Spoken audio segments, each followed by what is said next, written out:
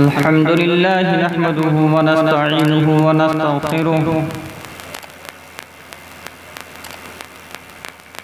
नस्तगफिरुहु व नुमिनु बिही व नतवक्कलु अलैहि व नऊज़ु बिल्लाहि मिन शुरूरि अनफुसिना व मिन सय्यिआति अमालिना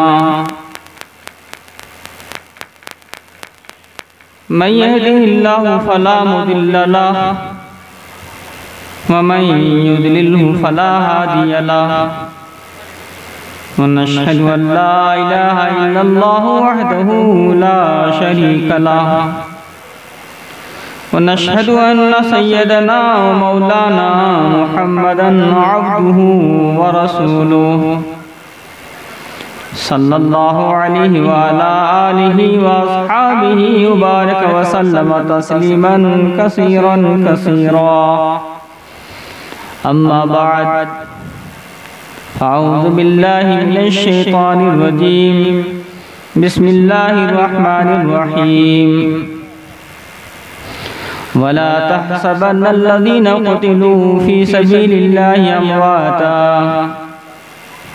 बल अहयाउन इंद रब्बिहिम युरज़क़ून। हज़रात उलमाए किराम,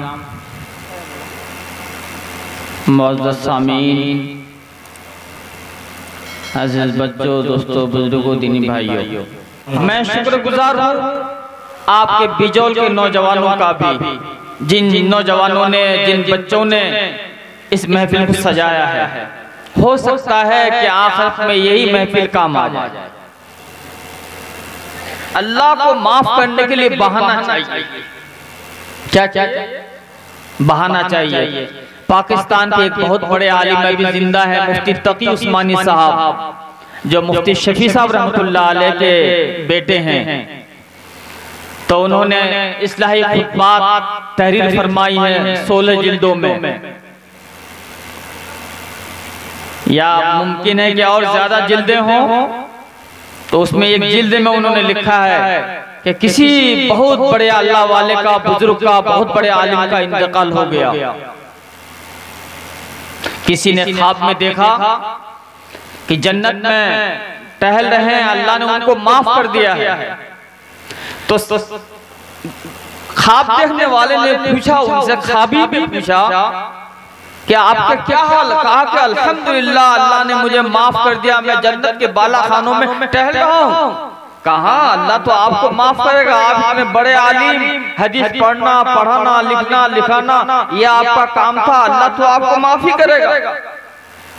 कहा कि भाई हदीस लिखता भी था, पढ़ता भी था, पढ़ाता भी था, लेकिन जब अल्लाह ने माफ किया तो मेरा वो अमल सामने नहीं आया।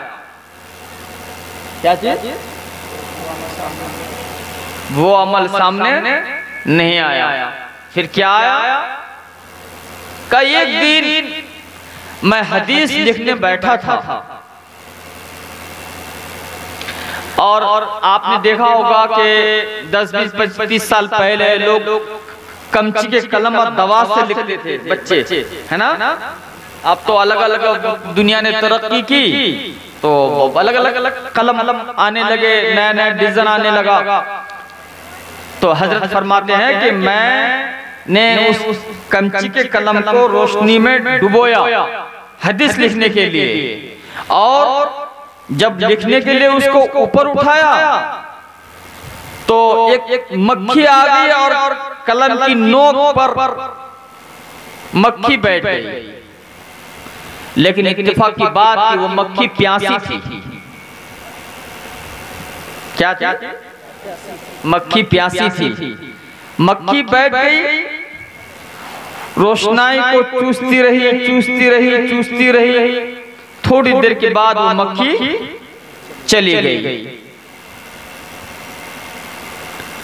अल्लाह ताला ने फरमाया कि मेरे बंदे, हदीस पढ़ने पढ़ाने का अमल तो सामने नहीं आया, लेकिन तूने एक दिन हदीस लिखना शुरू किया था और तेरे कलम की नोक पर मक्खी, प्यासी मक्खी आके बैठ गई थी और उस कलम की रोशनी को वो चूसती रही, यहाँ तक कि वो अपनी उस मक्खी ने प्यास बुझाई और उसकी जान बची। उस अमल की वजह से मैं तुझे माफ कर रहा हूँ। मुमकिन है कि हमारे इन नौजवानों ने जो ये महफिल सजाई है, हो सकता है कि अल्लाह ताला को यही महफिल पसंद आ जाए और इसी महफिल की वजह से अल्लाह ताला इन जवानों को हिदायत दे दे। जी, इसलिए मेरे बुजुर्गों, अगर जवान काम करने के लिए तैयार हो तो आप हौसला दें, मौसम ना देखें, मौसम अल्लाह की ताबे है, मौसम अल्लाह की ताबे है। अल्लाह जैसा चाहेगा, जो चाहेगा, जिस तरह चाहेगा वो होगा, इंसान के बस की बात नहीं। और शायद आपको मैं सुनाऊं तो आपको हंसी भी आएगी और शायद यकीन भी नहीं आएगा, और आप कहेंगे मौलवी साहब अपनी कहानी सुना रहे हैं, मैं कहानी सुनाने नहीं आया हूं, लेकिन चूंकि बात कभी मौके की आती है ना तो वो सुनाना पड़ता है। मौलाना वली रहमानी साहब बैरून जाते थे, कभी कभी अपनी कारगुजारी सुनाते थे अवाम में। अच्छा, मौलाना असर हक साहब रहमतुल्लाह अलैह ये भी सुना करते थे कि मैं फला जगह गया तो ये वाकया पेश आया। बहुत वाकया मैंने तो डायरी में बहुत नकल किया है। तो अल्लाह जैसा चाहेगा, जो चाहेगा, जिस तरह चाहेगा वो होगा। आज मैं आपको बता दूं कि मेरा सिर्फ एक बेटा, बच्चा कोई नहीं, वो भी अल्हम्दुलिल्लाह देवबंद में पढ़ रहा था, तो लॉकडाउन की वजह से घर में है। 2003 में वो बच्चा पैदा हुआ, 2003 में, 2003 के बाद कोई औलाद नहीं। मैंने असबाब इख्तियार किया, पूर्णिया, इस्लामपुर, किशनगंज, जहां दिखाना था डॉक्टर की तरफ से दिखाया। 3 से लेकर 10 तक मैंने उसका इलाज कराया। जब नाउम्मीदी हो गई कि नहीं, डॉक्टर भी फेल हो गए, तो इलाज कराना बंद कर दिया। लेकिन अल्लाह की कुदरत, अल्लाह जैसा चाहेगा, जो चाहेगा, जिस तरह चाहेगा वो होगा, इंसान के बस की बात नहीं है। फिर अभी 3 माह कबल अल्लाह ताला ने आपकी दुआ से मुझे एक बेटी दी है। इलाज जब करा रहा था तो औलाद नहीं, और जब इलाज छोड़ दिया तो ये हजरत अल्लाह को देना था, तो करने वाली जात अल्लाह की। देखिए, मैंने अभी कुरान की एक छोटी सी आयत पढ़ी है, वला तहसबन्नल्लज़ीना क़ुतिलू फ़ी सबीलिल्लाहि अमवाता, गुमान ना करो जो लोग अल्लाह के रास्ते में शहीद हो जाते हैं उन्हें मुर्दा ना कहो। जो अल्लाह के रास्ते में शहीद हो जाते हैं उन्हें मुर्दा ना कहो, बल अहयाउन, वो जिंदा हैं, इंदा रब्बिहिम युरज़क़ून, अपने रब के पास उन्हें रोजी दिया जाता है। आयत का तो तर्जुमा इतना हुआ।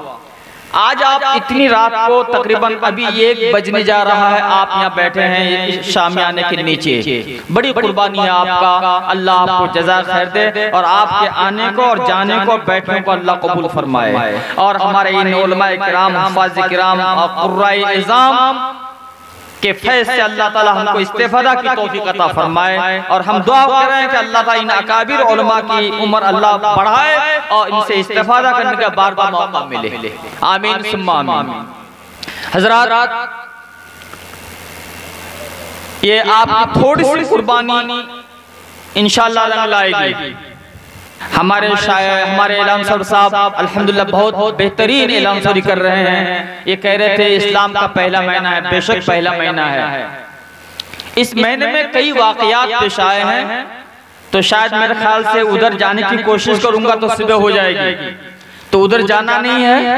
चंद मिनट में चंद बातें आपसे कहनी है कि मुहर्रम के महीने की 10 तारीख को हजरत इमाम हुसैन रज़ी अल्लाह ताला अन्हो की शहादत हुई। जैसा कि हमारे तारिक अनवर साहब अभी कुछ अशार आपको सुना रहे थे, उन अशार में हजरत इमाम हुसैन रज़ी अल्लाह ताला अन्हो की शहादत छिपी हुई थी। मैंने आपसे वादा किया था कि मैं यहीं से गुफ्तगू शुरू करता हूँ। 10 तारीख को शहीद हो गए। बड़ा अजीब सा मंजर है, वो भी बड़ा लंबा वाकया है। करबला का मुसाफिर किताब का नाम है। अजीब अजीब बातें उसमें लिखी हैं, सुनाने के काबिल हैं। और और उनसे भी ज्यादा हैरत अंगेज बातें मौलाना अबुल कलाम आजाद रहमतुल्लाह अलैह ने एक किताब लिखी है तारीख करबला के नाम से। उसमें हवाले के साथ मुदल्लल वाकयात बयान किए गए हैं। कुछ वाकयात ऐसे भी सुनाए जाते हैं जिनका सर पर नहीं होता है। तो जो हमारे जिन उलमा के नजदीक किताबों का ज्यादा मुताला होता है, वो जरा कोई बात कहते हैं तो जरा वो हवाले से कहते हैं, वो सबूत होता है। बाज दफा कुछ किताबें ऐसी होती हैं जो वो किताबें जरा एतबार करने वाली नहीं होती हैं, बस ऐसे लिख देते हैं लोग अफसाने के तौर पर, और वो वाकयात उसमें जिक्र किए जाते हैं, सुना दिए जाते हैं, वो ज्यादा मोतबर नहीं होते। इस वजह से बड़े उलमा से राब्ता करना पड़ता है। भरकैफ मौलाना अबुल कलाम आजाद रहमतुल्लाह अलैह ने बहुत सारी बातें उसमें लिखी हैं। चंद बातें आपको सुना के इंशाअल्लाह रुखसत हो जाऊंगा। अल्लाह हम सबको अमल की तौफीक अता फरमाए। मेरे भाइयों दोस्तों बुजुर्गों, ये महीना इस बात की तरफ ले जाता है, इस बात की तरफ इशारा करता है कि ऐ ईमान वालों, अगर दीन के लिए सर कटाने की भी नौबत आ जाए तो सर कटा दो।